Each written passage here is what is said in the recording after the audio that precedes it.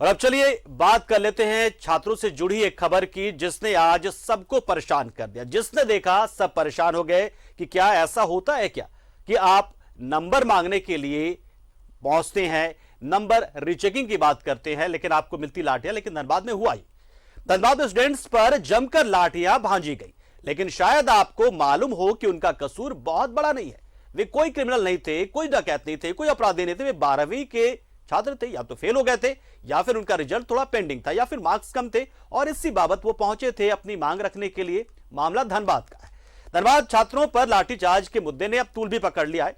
स्वास्थ्य मंत्री बन्ना गुप्ता ने जांच के आदेश दिए हैं और इस तरीके से बहुत सारी चीजें हो रही है। लेकिन पहले हम आपको वो तस्वीरें दिखाते हैं, वो रिपोर्ट दिखाते हैं, जिसको देखकर आप भी दहल जाएंगे कि क्या बच्चों के साथ ऐसा होना चाहिए था, और जिसने किया उसके साथ अब क्या होना चाहिए। आप रिपोर्ट देखिए, समझिए।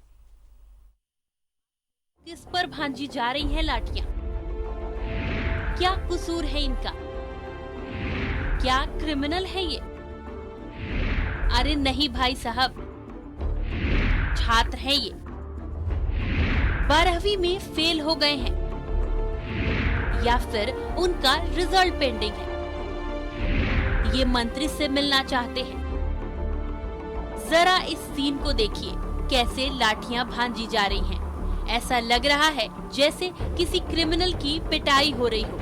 पीटने वाले धनबाद के एसडीओ और उनके पुलिस टीम है, और पिटाई खाने वाले 12वीं की परीक्षा दे चुके छात्र हैं। वे छात्र जिनका रिजल्ट या तो पेंडिंग है या वे फेल हो गए हैं। वे मंत्री से अपनी बात रखना चाहते हैं। मंत्री 20 सूत्री की बैठक में भाग लेने धनबाद आए थे। छात्र अपनी बात सरकार तक पहुंचाना चाहते थे, और जब छात्रों ने अंदर जाने की जिद की तो बदले में उन पर लाठियां बरसाई गई। खुद एसडीओ छात्राओं पर लाठियां बरसा रहे हैं। हालांकि उनकी टीम उनका साथ दे रही है। अब आप खुद ये सोचिए कि क्या एसडीओ को ऐसा करना चाहिए? उन्हें मिलने देने में क्या हर्ज था? फेल हो चुके छात्रों को क्या अपनी बात रखने का भी हक नहीं है? दूसरी तरफ पुलिस का बयान है कि पहले छात्रों ने मारपीट शुरू की थी। जरा आप भी सुनिए कि महिला पुलिस ने क्या कहा।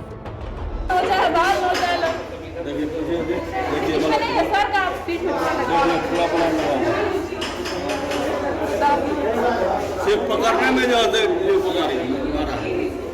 बैच भी कबाड़ दिए,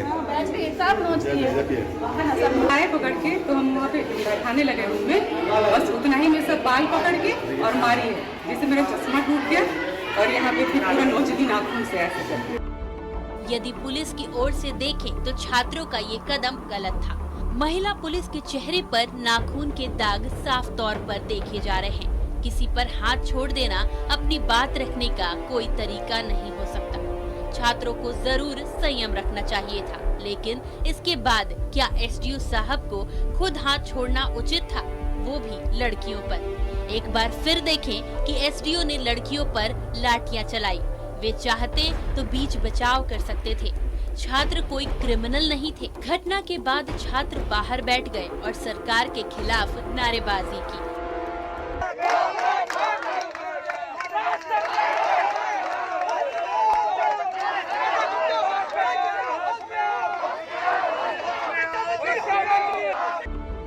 लाठीचार्ज के बाद नाराज छात्र रणधीर वर्मा चौक जा पहुंचे। इस लाठीचार्ज के साथ ही अपने मांगों के समर्थन में नारा बुलंद किया। छात्रों के समर्थन में धनबाद से बीजेपी विधायक राज सिन्हा, निरसा से बीजेपी विधायक अपर्णा सेन गुप्ता और बागमारा विधायक ढुल्लू महतो भी पहुंचे, जहां उन्होंने छात्रों के समर्थन में धरना भी दिया। मंत्री जी को बताया कि किस प्रकार से निहत्थी छात्राओं पे यहाँ के अनुमंडल पदाधिकारी ने अपने दोनों हाथ से लाठियाँ भाजी है। पूरी शक्ति, पूरी अपनी जोश, अपने जितने उनमें ताकत थे, वो निरीह छात्राओं को उन्होंने प्रदर्शित किया है लाठी के माध्यम से। और ऐसे एसडीएम को धनबाद से हटाना चाहिए। यह बड़ा दुर्भाग्यपूर्ण है। बड़ी घटना है और थोड़ा विलम्ब कार्रवाई होनी चाहिए। जो अधिकारी छात्राओं पर लाठीचार्ज की है, और हमें लगता है कि नीचे ये चाहिए कि सरकार का मानसिकता छात्राओं के प्रति, यहाँ के नौजवानों बेरोजगारों के प्रति क्या है, ये दर्शाता है। विलम्ब ऐसे अधिकारी पर कार्रवाई होनी चाहिए ताकि वहाँ पर छात्राओं के पर ये लाठीचार्ज किया गया एसडीएम साहब की ओर से, ये बहुत निंदनीय घटना है। क्योंकि उनका मांग था, बैठ के बात करना चाहिए था, उचित जो है उससे बात करके उनको संतुष्ट करना चाहिए था, न कि छात्र एवं छात्राओं के ऊपर भी। अभी हम लोग वीडियो देख के हम लोग को आश्चर्य लग गया कि इस तरह कैसे हो सकता है। नारेबाजी आम बात है, ये अपनी बात रखने का एक लोकतांत्रिक तरीका भी माना जा सकता है, लेकिन इससे पहले यदि प्रशासन और छात्र दोनों ने थोड़ी सी समझदारी दिखाई होती। न्यूज़ 11 भारत के लिए धनबाद से कुंदन के साथ दिलशाद की रिपोर्ट।